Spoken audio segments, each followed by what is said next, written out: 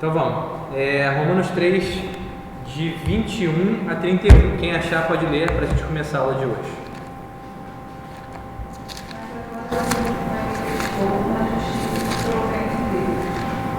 Independente da lei, da qual testemunham a lei e os profetas, justiça de Deus mediante a fé em Jesus Cristo, para todos os que creem. Não há distinção, pois todos pecaram e estão destituídos da glória de Deus, sendo justificados gratuitamente por sua graça, no meio da redenção que há em Cristo Jesus.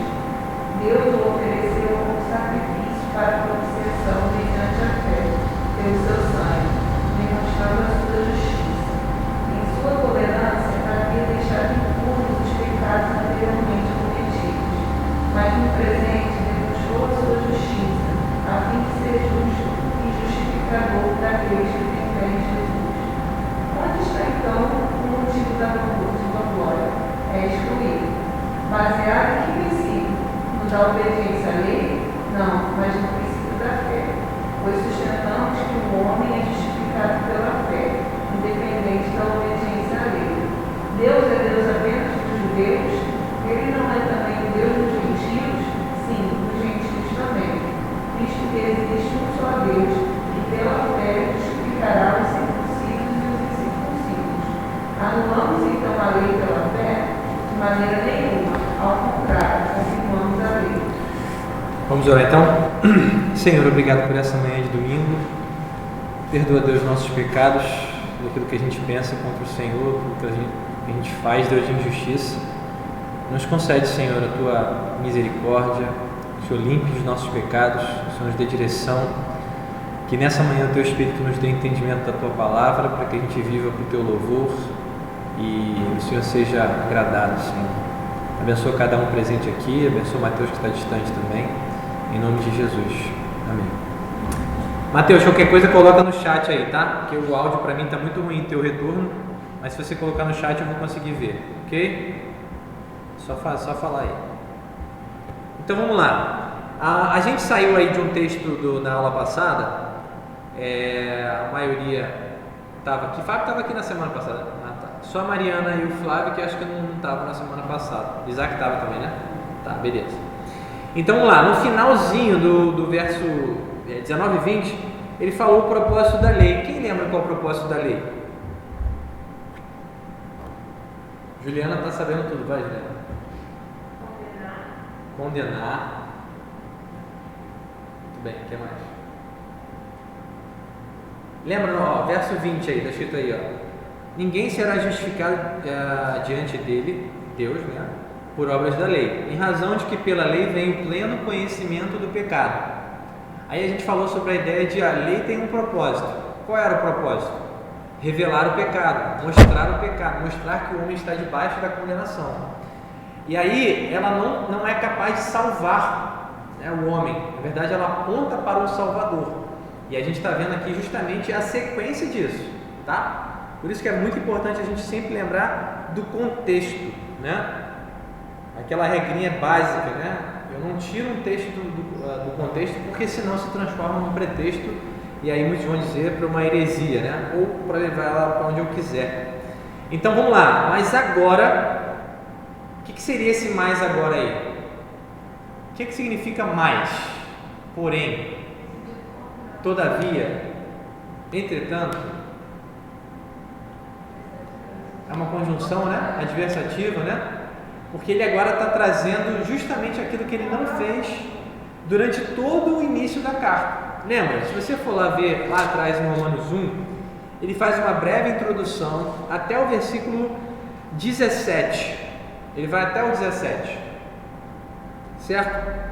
E aí quando entra no 18, acabou graça, acabou assim, né?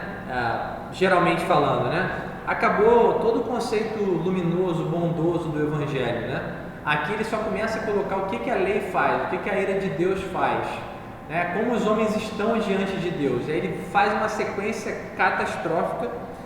Quem estava aí viu de muita coisa ruim, né? Homens aí cometendo pecados tristes, mas somente como mostra de como eles estão afastados de Deus. E aí ele fala dos gentios, que é todo mundo que não é judeu, ele fala sobre a questão do moralista, ele fala sobre o judeu, e ele vai continuando falando que os judeus são indesculpáveis, mesmo tendo a lei, eles não obedeciam à lei, correto?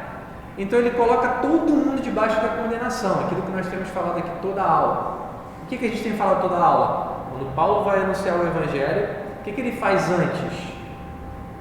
Ele traça um quadro negro e sombrio sobre a situação de todos os homens, certo? Então isso precisa ficar na nossa mente. Eu olho para Romanos e eu vejo nos primeiros capítulos de Romanos até o capítulo 3, versículo 21 mais precisamente, uma situação catastrófica que nivela todos os homens. E aí a gente tem que lembrar do propósito da carta. Qual é o propósito da carta? Paulo está então mostrando a forma de justificação que é somente pela fé. E ele começa trazendo todos os homens debaixo de condenação. Para quê? Para que então ele possa demonstrar para o mundo inteiro como é que se faz então para ser salvo. Né? Ainda que eu não faça nada para isso, a gente já viu que isso é uma questão da evidência. Né? As obras são evidência da salvação. Tá? Então ele entra, mas agora, e aí o John Stott pontua uma coisa interessante, para vocês que não são novos, né? Ó, Mariana, Flávio já veio em Almalante. A gente está usando esse livro aqui como livro anexo, né? Um apoio no caso, que é um comentarista chamado John Stott. Pode olhar. Tá bom? Aí eu vou pegar alguns comentários do John Stott para ajudarem a gente aqui na compreensão do texto. Beleza? E aí o John Stott pontua o seguinte: depois de uma longa e escura noite, qual é essa escura noite? Aqueles primeiros capítulos de Romanos ali. Amanhece um novo dia e o mundo é inundado de luz. Correto? É justamente essa conjunção adversativa. Mas agora, o que acontece? Sem lei, se manifestou a justiça de Deus, testemunhada pela lei e pelos profetas. Justiça de Deus mediante a fé em Jesus Cristo, para todos e sobre todos os que creem, porque não há distinção, pois todos pecaram e carecem da glória de Deus. Interessante, né? Interessante que a gente está aí, então, diante de um texto muito conhecido, mas que às vezes a gente tem dificuldade com alguns detalhes que aparecem nele. Então vamos aos detalhes. Primeira coisa, ele vai dizer que agora, no tempo presente, Paulo está ali depois da morte de Jesus, da sua ressurreição, mas ele pega aquele tempo presente que a Bíblia chama de quê? A plenitude dos tempos, lembra disso? O conceito de plenitude dos tempos qual é? Houve um tempo na história propício para que Jesus viesse. Uma série de fatores ajudaram não só a consumação do que aconteceu ali, a sua morte e ressurreição, a propagação do Evangelho, correto? As culturas que rodeavam aquilo ali. Então, se você quiser, é uma sugestão, se você colocar na internet plenitude dos tempos, estudar esse conceito é uma coisa muito interessante. Vai dizer que Deus, enviou seu Filho na plenitude dos tempos, correto? Era o tempo central da história, propício, perfeito para que Jesus viesse. Beleza? Então, naquele tempo, agora, no tempo de Paulo, se manifestou a justiça de Deus. Por que se manifestou? Lembra no início de Romanos, onde vai dizer que a justiça de Deus, Romanos 1,17, a justiça de Deus se revela no Evangelho. Lembra disso? Ou seja, por que ela se revela? Porque essa justiça a gente não conhece se Deus não revelar, certo? Então ela se revelou no Evangelho. Volta lá para Romanos 3. Agora, sem lei, o que significa isso aí? Independente das obras da lei, foi o que ele justamente acabou de falar nos versículos 19 e 20, não é pelo que eu faço que eu atraio o favor de Deus ou a justiça de Deus, mas sem lei, quem está com a NVI aí, eu acho que ali não é tua NVI, vai dizer o que? Independente das obras da lei, não é isso? 21. Independente da lei. Independente da lei ou independente das obras. A tua está independente das obras? Da lei, tá. Então essa ideia de que a justiça de Deus ela se tornou agora conhecida, não por alguma coisa que os homens tenham feito, mas justamente por ter Deus tomado a iniciativa, tá? Então ele manifestou a sua justiça que já era testemunhada pela lei e pelos profetas. O que era a lei e os profetas? Vai lá, Isaac. Basicamente, um resumo do Antigo Testamento, né? É uma expressão que ajuda a gente a resumir, né? Você tinha antigamente a ideia da lei como sendo aqueles primeiros 5 livros da Bíblia, né? Chamados de Pentateuco, que eles chamavam de a Torá, né? Seria justamente essa ideia da lei. Só que aí normalmente quando usava-se uma expressão lei e os profetas, ou lei, salmos e profetas, era uma referência a todo aquele conjunto, e não só aqueles 5 primeiros livros. Interessante que ele coloca aqui, né? Essa justiça que Deus revelou, ou seja, a forma de salvar de Deus, a forma como Ele justifica os pecadores, ela foi manifestada agora, né? Com a morte e ressurreição de Jesus. E essa forma de salvar, essa justiça, já era testemunhada pela lei e pelos profetas, ou seja, o Antigo Testamento não falava de algo diferente do que fala o Novo Testamento. Na verdade, ele sempre falou sobre isso. Algumas aulas atrás a gente tem visto aqui que os judeus eles perverteram a religião verdadeira, vamos colocar assim, tá? Eu não gosto muito do conceito de religião, que é igual a todo mundo, é como se cada um tivesse a sua. Vamos só para pensar no termo de uma situação espiritual com Deus, tá? Os judeus, na sua grande maioria, né, eles rejeitaram aquilo que era a verdade de Deus. Como é que a gente pode ver isso na comunidade de Israel, por exemplo? Deus enviava um profeta, e o que a nação fazia? Matava. Deus enviava outro, o que a nação fazia? Matava, apedrejava, não é isso? E os profetas eram aqueles homens que falavam direto de Deus. Eles ouviam de Deus, o que eles diziam? Assim diz o Senhor. A palavra deles não era enganosa, era uma palavra verdadeira. Tanto que eles eram provados se aquilo aconteceria ou não. Correto? Então o que a nação, na sua maioria, fez? Matava os profetas, rejeitava a palavra de Deus. Então nesse processo, o judaísmo foi sendo corrompido, foi se tornando cada vez mais uma religião afastada de Deus. Por quê? Porque começaram a se basear nos méritos da lei. Eles receberam a lei e o propósito principal da lei, a gente tem visto aqui, né? Revelar o pecado, mostrar que todos os homens estão debaixo da condenação, mostrar que só há um Deus verdadeiro, correto? Então a lei trazia esse conhecimento, mas os judeus pegaram a lei, que era para fazer com que eles se humilhassem e obedecessem a Deus, fossem sempre submissos à sua vontade, mas eles começaram a se vangloriar daquela lei. Então começou a se tornar uma religião pervertida, né? Eles não andavam nos caminhos do pai da fé deles, né? Quem era o pai da fé? Abraão. Abraão era aquele que primeiro creu, não é isso? Ele era o pai da fé e ele era o exemplo para toda a nação de Israel. Só que a nação de Israel não andou nos caminhos de Abraão, certo? Ou seja, tudo isso para dizer que o Antigo Testamento não falava o que a religião judaica depois veio dizer, entendeu? De que tinha que se obedecer à lei para ser salvo. Isso que a gente tem visto, né? De que tinha que se guardar uma série de rituais, correto? De que a circuncisão salvava. Isso não está correto. O Antigo Testamento nunca disse isso. E é o que Paulo vai dizer. Essa justiça de Deus, ela é testemunhada pela lei e pelos profetas. Ou seja, o Antigo Testamento sempre falou dela. E qual é a diferença do Novo Testamento, então? O Novo Testamento, ele esclarece essa verdade. Ele traz muito maior clareza. E aí, gente, se for muita informação, para aqui, tá? Estou tentando só prosseguir com o tanto de assunto que tem aqui. Existe uma questão aqui na revelação, que quando Deus começou a se revelar, vamos colocar assim, ali a partir de Moisés principalmente, né? A revelação ela era progressiva, correto? Não havia como saber com clareza que o Cristo nasceria naquela comunidade há 2000 anos atrás, que ele seria um homem como ele foi. Então ela foi cada vez mais ganhando espaço. Aí vai chegar, por exemplo, em Isaías, já bem depois, né? Ali depois até de Davi, no caso, ele vai dizer como é que seria o Messias. Ele era um homem de dores, não tinha beleza, correto?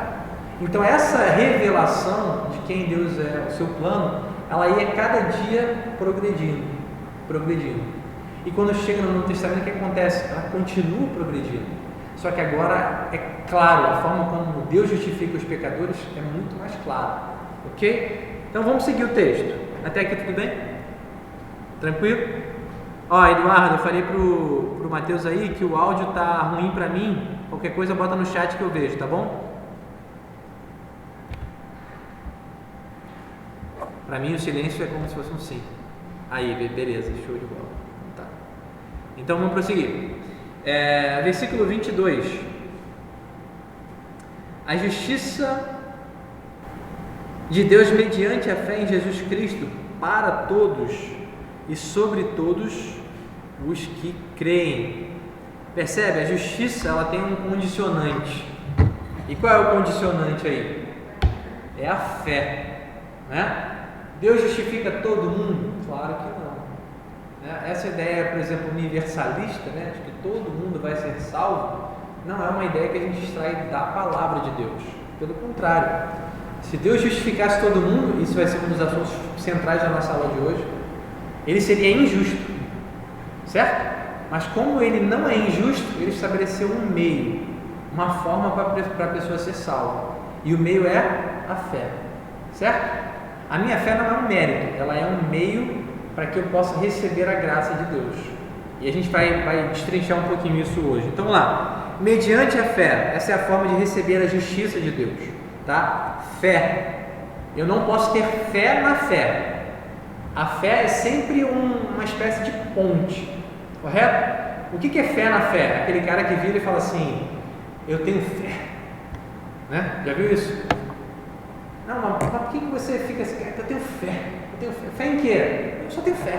Pensamento positivo, né? Pensamento positivo, eu tenho fé, entendeu? Só que a fé, ela não é um fim, ela é um meio, né? E ela precisa apontar para algo. A fé, ela é uma ponte, né? Eu falei, né? Vamos lá. Fé. Não é um fim em si mesmo, correto? A fé sempre tem um objeto. Vamos pensar aqui na ideia de uma ponte, tá? Isso aqui é a nossa ponte. Ela sempre vai ter um objeto. No nosso caso, qual é o objeto? A nossa fé é única e exclusivamente em Jesus. Tem hoje pessoas que se acham cristãs, eu digo se acham porque no nosso contexto a gente precisa entender isso, que fazem isso aqui, ó. Elas têm uma fé em Jesus, só que elas constroem uma outra ponte, chamada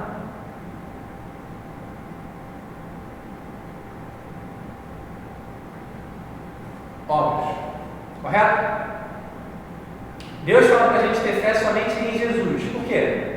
Porque a minha fé não é mérito, lembra? É uma ideia de me humilhar. Me humilhar para quê? Para que eu receba então os méritos de Jesus. Agora, tem gente que tem fé, mas a pessoa crê não somente em Jesus, mas nas obras. Vou colocar até as obras aqui, ó, do lado de Jesus. Tá? A pessoa então, ela acaba depositando a sua confiança em Jesus e nas obras. Como se a salvação dela estivesse alicerçada em dois fatores e não somente em um. E esse é o problema. Por quê? Porque Jesus para de ser suficiente. Isso era uma das questões que os judeus tinham muito na cabeça. Eles achavam que tinham realmente a aliança, que conheciam o Deus verdadeiro. E de fato, eles tinham a revelação do Deus verdadeiro. Espera aí. Eduardo não está conseguindo ler o quadro. Baixar a câmera, tá? Eduardo, tá aí, ó. Eu coloquei ali a ideia de fé de um lado, a ponte que a gente deveria fazer só para Jesus, e embaixo algumas pessoas fazem uma ponte também para obras, tá? Que essa não é a proposta nossa. Beleza, qualquer coisa chama aí. Então os judeus faziam muito isso, né? Eles depositavam a confiança deles na circuncisão, mas nas obras também. Eles achavam que o que eles faziam no caso, trazia algum tipo de recomendação ou de louvor diante de Deus, né? E a gente tem visto que o Evangelho não é por aí. Aí ele vai dizer que essa justiça de Deus mediante a fé, ela é sobre todos os que creem. A gente viu que não é o conceito de universalismo, mas é todos os que creem. Quem recebe essa justiça são aqueles que têm fé. Eu não creio em Jesus, vou ser condenado? Vai. Eu tenho um amigo maravilhoso, o cara pratica o bem, o cara é amigo de todo mundo, mas ele não crê em Jesus. Ele vai ser condenado? Vai. Por quê? Porque a fé é o único meio para que eu possa alcançar o objeto dela, que é Jesus, né? Que me garante a salvação diante de Deus. Correto? A gente tem que sempre pensar nisso, que Jesus ele não é um mero objeto. Coloca aqui objeto na forma de linguagem, tá, gente? Jesus ele é, na verdade, o nosso Senhor, o nosso dono, o nosso Deus. Por isso que quando a gente aprende que a salvação é só por meio de Jesus e a gente se entrega a Ele, a gente começa a viver um relacionamento de amor, né? Diferente de todos esses relacionamentos que a gente vive aqui uns com os outros. É um relacionamento muito mais íntimo e mais profundo. Certo? Então Jesus, alguém já falou um dia, né? Ele não é um cartão de crédito, é um passe livre para o céu. Na verdade, ele é o meu dono, né? É Ele que me salva e eu passo a amá-lo. Correto? Então, essa fé nivela todo mundo. Quando ele falar que sobre todos os que creem, lembra que ele está aí acabando de sair de um contexto de judeus e gentios, e ele ainda vai repetir sobre isso.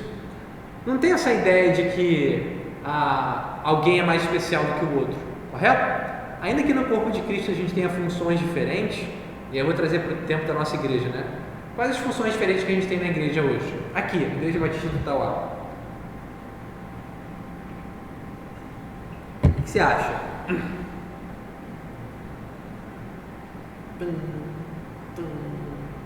Funções diferentes, vai? Pastor tem uma função. Diáconos. Ministérios diferentes, né? Nós temos funções diferentes. Pessoas que servem no acolhimento, gente que serve na portaria, né? O pastor Mendes que faz a parte administrativa. Nós temos funções diferentes, mas diante de Deus nós somos iguais. Correto? E isso serve não só para nós aqui no nosso contexto, mas também em outros povos. Diante dos judeus, se nós cremos, nós somos iguais. Correto? E é importante que todo mundo perceba isso. Você está em Cristo, não tem mais essa questão de, como é que posso dizer? Eu não sou mais especial do que você por estar em Cristo, correto? Se nós estamos em Cristo, somos todos irmãos. Então, essa justiça sobre todos nivela todo mundo. Ele vai continuar, porque não há distinção, pois todos pecaram, todos, todo tipo de gente, não há nenhum tipo de gente que não pecou, nem mesmo aqueles que não conhecem a palavra, todos pecaram. E aí, eu vou fazer só um grifo aqui, que esse pecaram, quando a gente vai para a língua original, que é o grego, ela traz uma ideia de pecou de uma vez, entendeu? É uma ideia completa. Todos pecaram. Não é a ideia de que está acontecendo de uma forma superficial ou momentânea. Quando ele fala todos pecaram, ele está incluindo gente que pecou antes, gente que pecou naquele tempo, gente que vai pecar. Toda a humanidade pecou. Percebe? Pecou de uma vez, no conjunto. Isso é uma coisa que tem na língua grega muito interessante, que é o tempo aoristo do verbo. Muito interessante. Então, essa glória de Deus que ele vai dizer aí, ó, nós pecamos, né, todos, e carecem da glória de Deus. O que você acha que é isso? Carece da glória de Deus? Porque está destituídos. Tá. Separado, destituídos. Como é que está aí na tua? Igual? A minha é RA. É Almeida Revista Atualizada. A minha está, carecem da glória de Deus, mas outras versões normalmente estão destituídos. Não alcançam o padrão da glória de Deus. NVT, não alcançam o padrão da glória de Deus. Mas vamos pensar aqui na ideia da NVI, por exemplo, tá? Separados da glória de Deus. Eu acho que talvez seja a melhor forma da gente pensar aqui. Todos pecaram. O que houve com o primeiro pecado? Todos foram separados, correto? Adão ele era o representante da humanidade. Então, por sermos descendentes de Adão, nós nascemos pecadores. Todos. Ó, o Mateus colocou aqui. Acredito que seja a consequência do pecado. Sim, a consequência do pecado, ok. Mas vamos pensar na ideia de Adão. Ele é o representante de toda a humanidade. Ele é o cabeça da nossa raça. O que ele fez afetou todos nós, certo? O que ele fez? Ele peca. E Como ele pecou, todo mundo foi separado.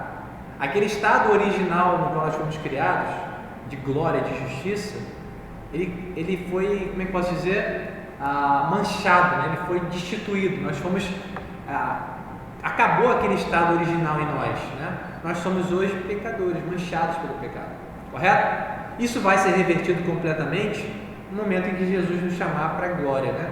Que aí o nosso corpo vai ser transformado, tá? Então, porque todos pecaram, todos carecem da glória de Deus, ou estão separados da glória de Deus, é o que vai dizer o texto, sendo justificados como? Gratuitamente por sua graça. Para pensar comigo. Todos pecaram e foram separados da glória de Deus, correto? E aí o texto do versículo 24 vai dizer que nós somos justificados gratuitamente por sua graça. Então, para pensar nesse conceito aqui. Nada em troca, nada em troca. Não é uma negociação, tá? Você ganha a graça se você quiser algo, não justificar. Isso aí. Então agora a gente vai pensar numa implicação, tá? Vou fazer o papel aqui do ateu. Então, vamos lá.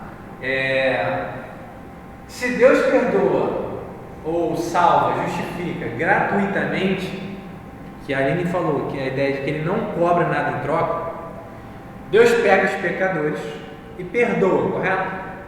Perdoa.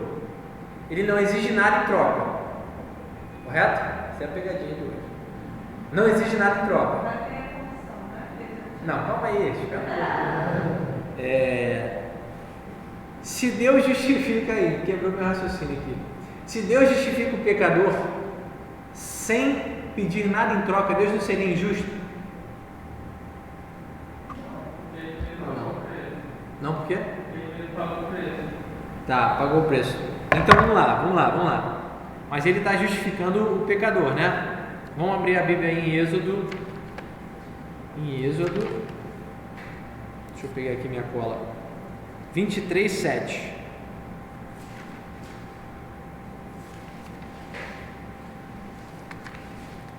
Eu vou ler para a gente ganhar tempo. Êxodo 23:7.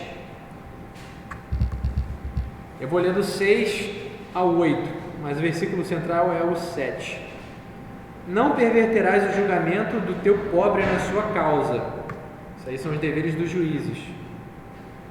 Da falsa acusação te afastarás. Não matarás o inocente e o justo, porque não justificarei o ímpio. Ele disse que não justificaria o ímpio, correto? Também suborno não aceitarás, porque o suborno cega até o perspicaz e perverte as palavras do justo. A gente está falando aqui que Deus está justificando pecadores. Vocês estão falando no meio. Mas ele não seria injusto por justificar esses pecadores? Não. Ele falou que ele não justificaria o ímpio. Não, porque o apóstolo Paulo, eu acho que é 1 Coríntios, ele usa as coisas de Adão, primeiro Adão falhou. Só que Cristo veio como segundo Adão. Certo. E por Cristo ser o nosso segundo Adão, por ele ter, como nós dizer, cumprido sua missão de morrer na cruz, ele pode, aliás, ele possibilitou para vir para agir com as pecadores. Certo. Mas então Deus não seria injusto por liberar simplesmente o pecador da punição merecida. Não. Ele merece. Porque o pecado caiu sobre Jesus. Caiu sobre Jesus. Tá. Vocês estão muito espertos, cara. Eu estava aqui tentando pegar. Mas a grande ideia é o seguinte: se Deus justifica e não paga um preço, seria injustiça. Correto? Todo mundo concorda, né? Só que Deus estipulou um preço que nenhum homem poderia pagar, a não ser Jesus. Certo? Quem é Jesus? Ele é o próprio Deus encarnado. Lembra disso? Ele não abriu mão da sua divindade, ele abriu mão da sua glória, né? O que a gente normalmente costuma dizer. Ele abriu mão de alguma coisa, de algum privilégio, de alguns, não vou dizer atributos, mas alguns, como é que posso dizer? Ele abriu mão daquele status, correto? De Deus glorioso, e ele se humilhou. Só que ele nunca deixou de ser Deus. E por nunca deixar de ser Deus, ele nunca se tornou pecador. Ele sempre foi 100% Deus, 100% homem. É fantástico isso, né? É a ideia da união hipostática. Ele sendo Deus encarnado, era o único que poderia morrer em lugar dos homens. Percebe por que ele precisa ser 100% Deus e 100% homem? Para que valesse para todos os homens, ele precisava justamente ser como eles. Ele precisava disso, 100% humano. Para que pudesse valer para Deus o pagamento da dívida, ele precisava ser Deus. Porque senão não haveria validade nisso. Correto? Por quê? Porque era uma ofensa eterna ao único Deus, ao Deus Todo-Poderoso, ao Deus verdadeiro. Essa ofensa era impagável. Só o próprio Deus podia pagar. Olha que coisa doida, né? Então Jesus vem, encarna, 100% homem, 100% Deus e morre na cruz. Quem morreu na cruz? O Jesus homem ou o Jesus Deus? Eita! O homem. Tem certeza? Se a sua salvação dependesse disso. Graças a Deus não depende. Entendeu o que eu falo? Não, eu pensei no homem, por Deus. Eis a questão. Mas como você falou assim, se eu dependesse do homem para me salvar, mas ele era um homem perfeito. Fala aí, Isaac. Ou não é O certo que Deus fala bem assim, Deus se entregou perfeitamente, se entregou porque era homem, perfeitamente porque era Deus. Você não consegue, por exemplo, imaginar quando o Gabriel é detido, sendo amarrado, tá? Como você falou, ele tomou um caminho de homem que não são próprios de Deus. Aí tem até aquela teoria que discute sobre a movimentação do atributo, acho que é Kenés, Kenós. Kenós, é o esvaziamento. E por isso que eu acho tanto os dois, só que o que ressuscita é o Deus, né? Então, vamos lá, rapidinho aqui nesse conceito, tá? O nosso problema é que a gente tenta sempre pensar com a mente humana aquilo que é uma coisa espiritual, tá? Jesus, quando ele encarna, ele se transforma no Deus homem. Quem morre na cruz não é o Deus, é o Deus homem. Percebe? O nosso erro é a gente querer dividir as coisas. Porque Deus não pode morrer, mas Deus morreu. Certo? Na pessoa do Filho, ele morreu na cruz. Você não entende? Mas você não precisa entender, eu também não entendo. A questão é o que a Bíblia diz. Jesus, ele é o Deus homem, que morre na cruz e ressuscita para salvar os homens dos pecados. A gente não precisa fazer essa distinção lógica, humanamente lógica, porque a gente começa a transformar isso numa heresia, como se Jesus tivesse deixado de ser para poder morrer, certo? Não, então ele deixou de ser Deus, ele morreu como um homem e voltou. Não, o Deus homem morreu por mim e por você naquela cruz e ressuscitou no terceiro dia para que nós pudéssemos ser salvos. Jesus satisfaz perfeitamente aquilo que Deus requer. E a gente vai ver que é a ideia da propiciação. A figura do tabernáculo parece bem. Do tabernáculo. Por quê? Porque o apóstolo João enxerga, primeiro João de Deus, Cristo é o nosso propiciatório. Ou seja, Cristo levou sobre si a ira que é contra nós. Isso. Vamos chegar nesse conceito agora, daqui a pouquinho, né? De propiciação. Mas só para a gente pensar nessa ideia da justificação, para pensar comigo. Quando Deus declara que uma pessoa é justa, por exemplo, você se converteu, você agora passou a ser crente em Jesus. O que Deus te chama? De filho, justo, correto? Você passou a ser uma pessoa justa no dia seguinte? Ou no mesmo dia? Você passou a ser moralmente virtuoso, fazer tudo que é de bom? Então isso é uma coisa interessante, né? Deus te chama de justo. Mas quando você olha para si mesmo, o que você vê? Se é que de fato você vê. Eu vejo em mim, eu sou pecador. Eu falho insistentemente, muitas vezes. Tenho que pedir perdão pelos meus pecados várias vezes. Correto? O que isso me mostra? Que eu não fui tornado justo do dia para a noite. Eu estou no processo de santificação? Estou, correto? Que começou na minha conversão. Mas eu não sou tornado justo do dia para a noite. E aí o que isso leva a gente? Vou tentar agilizar, mas está difícil. A esse conceito aqui, ó, da justiça ou justificação forense. Já ouviu falar sobre isso?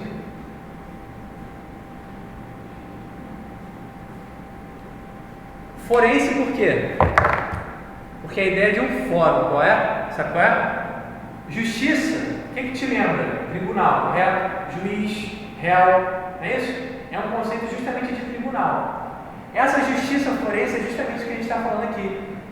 É quando Deus, que é juiz da nossa vida, de todo o universo, Ele nos declara justos. Ele não transforma o nosso interior do dia para a noite para a gente ser perfeito, mas Ele declara justo. Então, por exemplo, Juliana, você é justa. Por quê? Porque você creu em Cristo, que era justo, e a justiça que Ele conquistou por ter sido obediente até a morte, certo? Sem nenhum tipo de pecado, agora é atribuída a você. Então, o que é isso? Uma justificação forense, legal. É uma declaração de justiça. Beleza? Mas isso me ajuda a entender por que eu não me tornei justo. É Deus como se estivesse antecipando aquilo que Ele vai fazer lá na frente, para agora, em forma de discurso. Ele declara, você é justo. Certo? E nós seremos, de fato, completamente, plenamente justos no dia em que a nossa natureza for totalmente restaurada. Essa é a ideia da glorificação. Então, isso que significa a ideia da justiça forense. Nós somos, então, justificados gratuitamente. A graça, né? A Helene já disse, ela não requer pagamento nenhum. Ela é uma dádiva, né? Ela é um presente de Deus. A gente já viu o conceito aí de Êxodo 23. Então, Deus justifica pecadores de forma justa. Como? Por causa de Jesus. Ele pagou um preço. Vamos pensar aqui no texto de novo. Versículo 24. Sendo justificados gratuitamente por sua graça, mediante a redenção que há em Cristo Jesus. O que seria a ideia da redenção?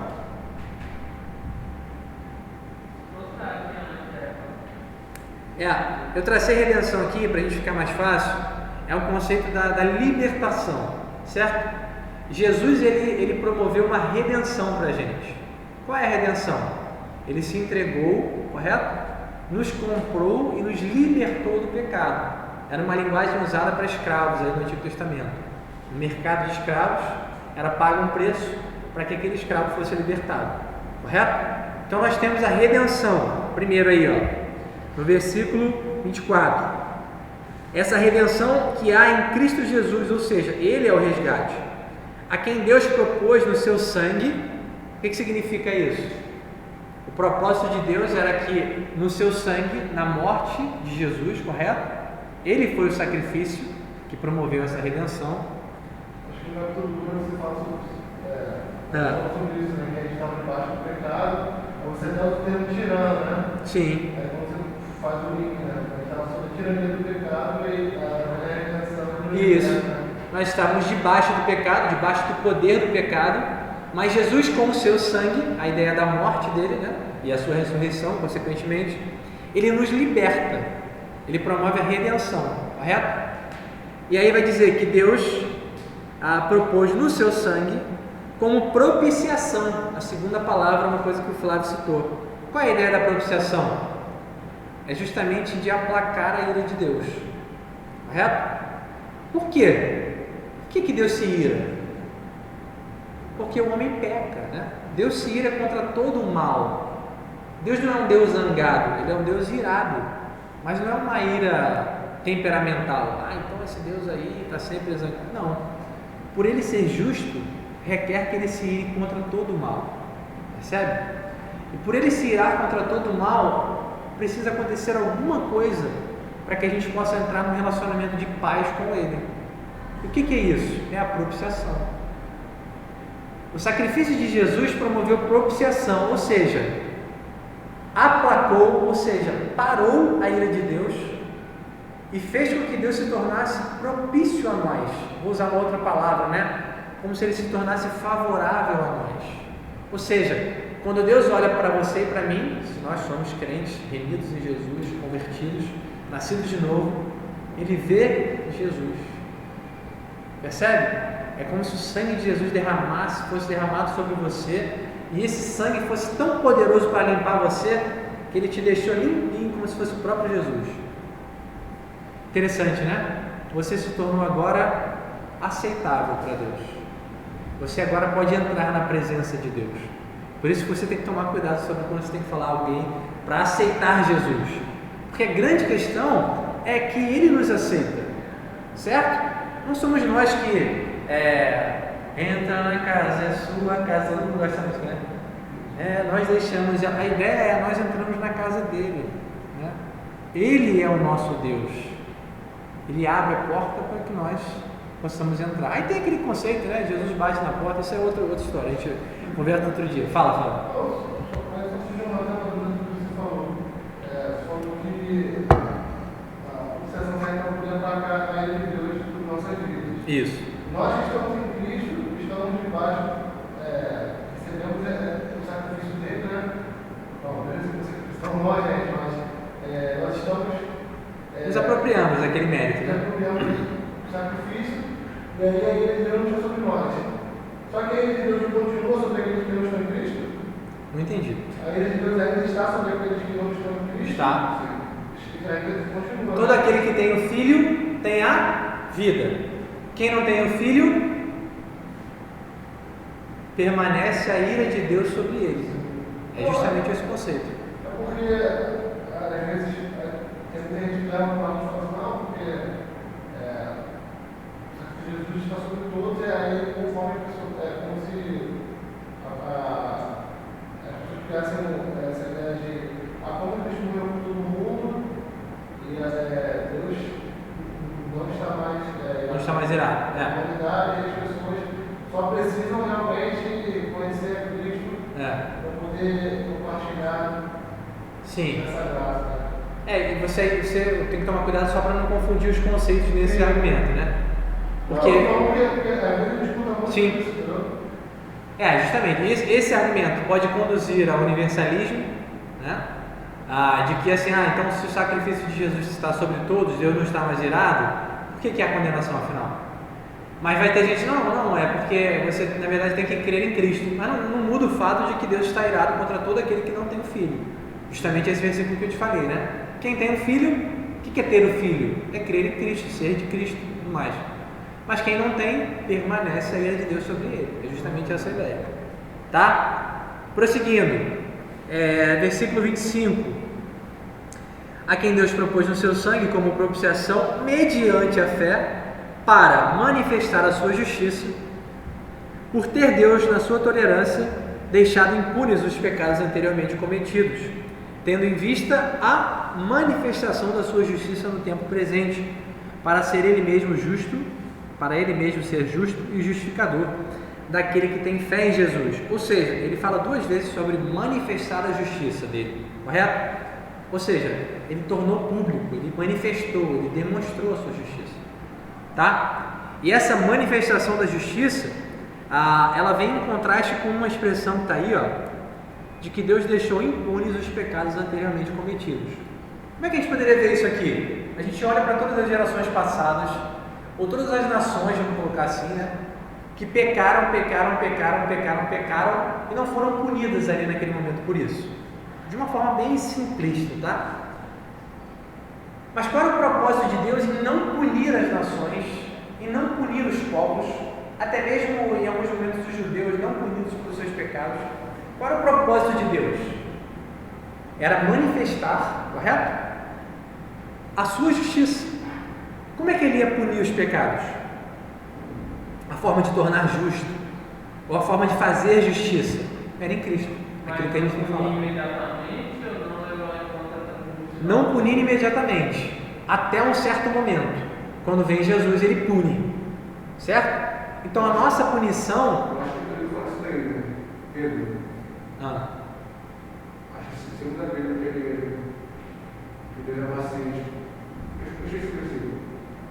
Sim, não querendo que todos pereçam, mas que cheguem ao conhecimento da verdade. Mas o contexto mais aqui, a gente está pensando em justificação, punição dos pecados, vamos colocar assim. Ali é uma perspectiva mais de ouvir o Evangelho e se converter, tá? Vamos pensar aqui, Deus não puniu aqueles pecados anteriormente cometidos, por quê? Porque a punição ainda viria, e ela seria manifestada, revelada, demonstrada para todo mundo, que era em Jesus. Ou seja, o meu pecado, o seu pecado foi punido, sim. A gente fala assim, não, mas não tem mais condenação. Mas não tem mais condenação justamente porque Jesus foi condenado e ele sofreu. E eu te garanto que o sofrimento dele não foi só físico, né? Quando foi que Jesus gritou apavorado, vamos colocar assim, né? Extremamente impactado. Ele fala, Deus meu, por que me desamparaste? A principal questão para mim do sofrimento de Jesus foi o que aconteceu no campo espiritual, certo? O campo físico qualquer homem poderia sofrer, mas a questão espiritual de receber o peso pelos nossos pecados e a condenação que se assemelha à condenação de uma eternidade no inferno, precisa levar a gente a pensar o tamanho do sofrimento de Jesus naquela cruz. Ou seja, o meu pecado e o seu pecado foram punidos nele, correto? Então essa punição veio, essa justiça veio e aconteceu justamente em Jesus. E dessa forma, o que a Bíblia vai dizer aí no versículo 26? Para ele mesmo ser justo e justificador daquele que tem fé em Jesus. Ou seja, Deus se mostrou justo, porque ele não deixou de punir o pecado. Agora não consegui compreender muito bem essa parte que ele deixou de punir os pecados. Seria para quem veria no Messias, no caso dos judeus, ou em geral? Não entendi. Essa parte que ele deixou os pecados impunes se refere aos judeus, porque queria que o Messias viria, ou no geral? Olha, pelo que parece era todo mundo. Até o John Stott pontua aqui outras nações, né, que seguiram seus próprios caminhos. Não é tão claro no texto, mas a ideia é que aqueles pecados cometidos por gerações passadas não foram punidos imediatamente porque seriam punidos em Jesus, correto? Aí você tem uma discussão depois que se Jesus morreu por todos, todo mundo sem exceção ou todo mundo sem distinção, mas isso aí depois a gente conversa com o Flávio em particular, tá? Melhor. Ou com o Mateus, que o Mateus gosta também desse assunto. E eles se tratam super bem. O Flávio e o Mateus são assim, amicíssimos nesse sentido. Brincadeira. Então vamos prosseguir para o final, para a gente terminar a aula correndo. Onde, pois, a jactância, a minha versão, né, é o orgulho, a vanglória, foi de todo excluída, ou seja, foi removida. Por que lei das obras? Não, pelo contrário, pela lei da fé. Mas por que a vanglória foi tirada? Ela foi tirada por causa da fé. Vamos deixar isso para a aula que vem. Eu fiz aqui algumas inserções, mas eu vou terminar porque senão a gente vai entrar muito na área do culto e não vai ficar legal. Tá bom? Então, a gente segue aí no finalzinho do capítulo 3 e a gente já entra no 4 na semana que vem. Pode ser? E a gente finaliza aqui. E aí? Alguma questão, alguma dúvida? Acabando já. Alguma colocação?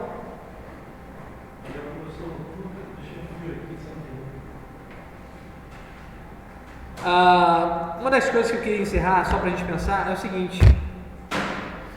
Fica à vontade. O cristianismo, ele é diferente de todas as outras religiões. Já parou para pensar nisso? Todas as outras religiões, se você parar para pensar, tem algum sistema de mérito envolvido. Não faz sentido nenhum para outras religiões um Deus que salva e não requer nada do pecador, do homem, né, no caso. Só que com o cristianismo é diferente. Vai dizer que aquele Deus que requer alguma coisa é o mesmo que dá e sofre no lugar do povo. Percebe? Então tem várias coisas que ajudam a gente a perceber que o cristianismo ele é uma coisa totalmente diferente da lógica, daquilo que o homem pode pensar. É uma coisa excepcional. Isso leva a gente a compreender que de fato nós vivemos a verdade, né? De um Deus que se fez homem e viveu entre nós, como nós temos evidências, mas que também ele é um Deus que não cabe dentro da nossa lógica. E volta aquela nossa ideia nessa aula, né? Nós podemos estudá-lo, mas nunca compreenderemos a ele suficientemente, correto? Então que isso gere no nosso coração hoje temor, né? Amor pelo Senhor, para a gente lembrar de quem Ele é, do que nós vivemos, da gente confirmar aquilo que nós vivemos com Deus. Isso precisa estar na nossa cabeça, para que quando as dúvidas vierem, a gente sabe em quem a gente crê, correto? Naquilo que, quem diz? Eu sei quem tem crido, né? Paulo que diz? Estou plenamente convicto de que Ele é poderoso para guardar o meu depósito, né? Isso até o final dos tempos. Então, que a gente fique sempre convicto de quem Deus é, do nosso relacionamento com Ele. Isso que vai nos sustentar diante das crises. Ok? Podemos finalizar? Até semana que vem? Então vamos orar rapidinho aqui. Obrigado, Senhor, por esse dia, pela Tua bondade, a Tua misericórdia sobre nós. Nos dá, Senhor, um domingo tranquilo na Tua presença, em paz. Misericórdia, Senhor, de todo aquele, Deus, da nossa família, amigos, conhecidos, e nessa cidade, Deus, nesse país que não conhecem o Senhor. Nos ajuda, Deus, a sermos instrumentos do Senhor para falarmos esse Evangelho e para vivermos ele em toda a sua plenitude. Em nome de Jesus. Amém. É isso. Deus abençoe você. Bom que você veio pela primeira vez, seja bem-vindo. Venha mais vezes, tá? A gente está com um grupo também. Tu tá no grupo da EBD? Não, EBD não, só no... Você pode me passar o contato dela? Bota lá no grupo, pode ser? Você tá no grupo, né? Tá. Matheus Eduardo, tô te ligando aqui, tá? Deus abençoe vocês, viu? Tchau, tchau, gente. Ô, Isaac.